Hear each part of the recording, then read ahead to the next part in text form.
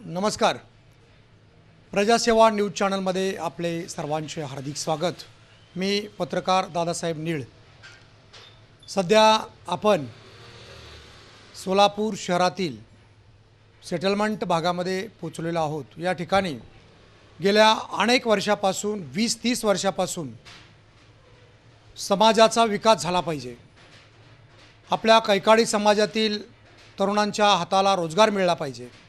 त्याचबरोबर या समाजातील जो भटका समाज आहे, ज्याला आजपर्यंत साधं घर मिळालं नाही, स्वातंत्र्याचा सुवर्ण महोत्सव साजरा झाला, परंतु हा समाज आजही भटकत राहिला. या समाजाचं स्वातंत्र्य चळवळीमध्ये फार मोठं योगदान असताना सुद्धा कोणत्याही सरकारनं आजपर्यंत या समाजाला सामावून घेतलं नाही. अन्न वस्त्र निवारा या मूलभूत गरजासुद्धा भागल्या नाहीत.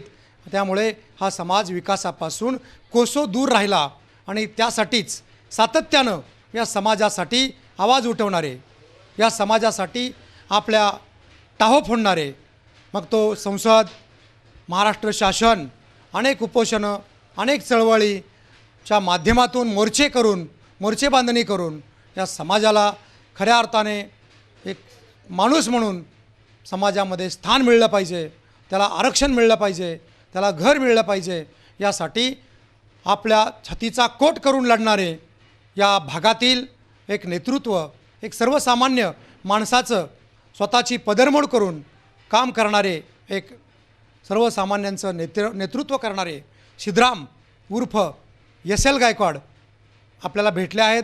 ते आपल्याशी थेट जोडले गेले आहेत. त्यांना आपण सर्वप्रथम विचारूया की आपला परिचय करून द्यावा. नमस्कार, मी एस.एल. गायकवाड सोलापूर. सामाजिक कार्यकर्ता.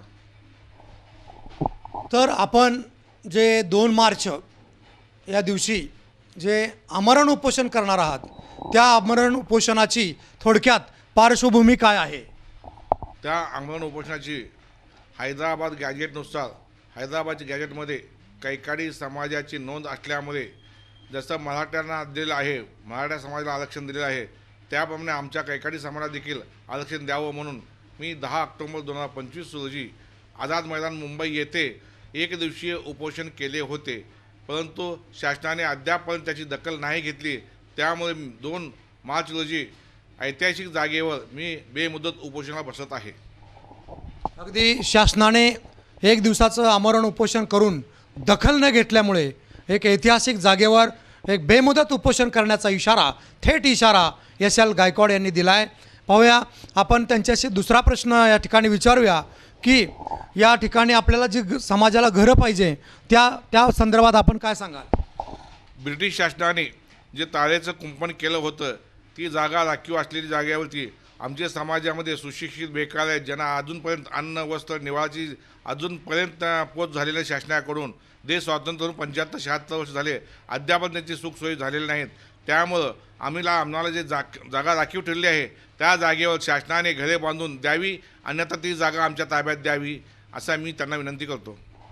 तर 75-76 वर्ष पूर्ण झाली, स्वातंत्र्य मिळालं, अमृत महोत्सव साजरा झाला, परंतु या कैकाडी समाजाला स्वतःच्या जागेवर सुद्धा घर बांधता आलं नाही. त्यासाठी ही जागा मिळावी आणि या तरुणांना, या समाजातील तरुणांच्या रोजगारांचा प्रश्न मिटला जावा. त्याचबरोबर या ठिकाणी IT पार्क व्हावे, अशीही मागणी एस.एल. गायकवाड यांची या ठिकाणी आहे. तर या आमरण उपोषणासाठी आपल्याला आज पाठिंबा कोणाकोणाचा मिळालेला आहे? या आमरण उपोषणासाठी माननीय संघर्ष योद्धा मनोज जरांगे पाटील हे येत आहेत.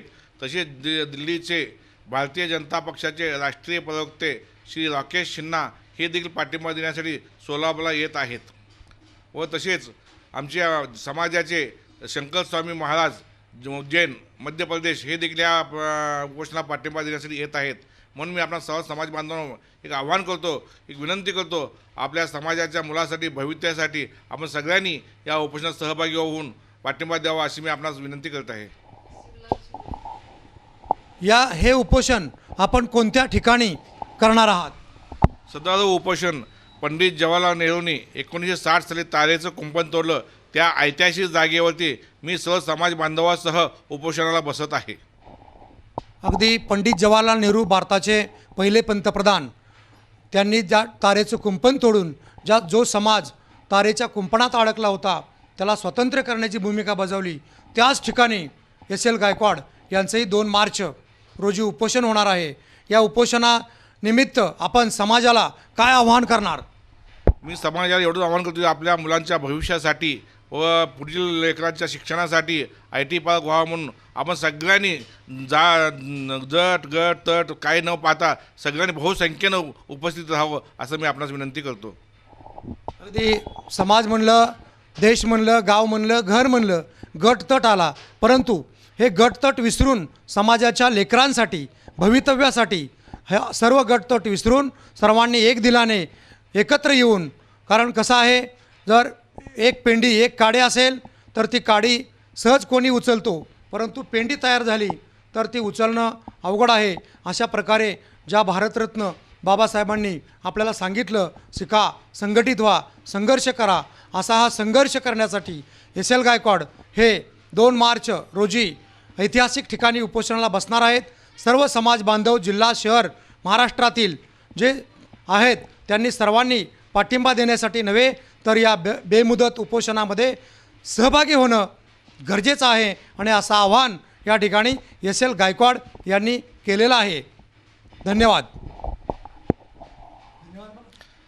आपण येऊन आमची मुलाखत घेतली व आमच्या समाजाला न्याय मिळवून देण्याचा प्रयत्न केला, त्याबद्दल आपला मी धन्यवाद मानतो, आभार मानतो.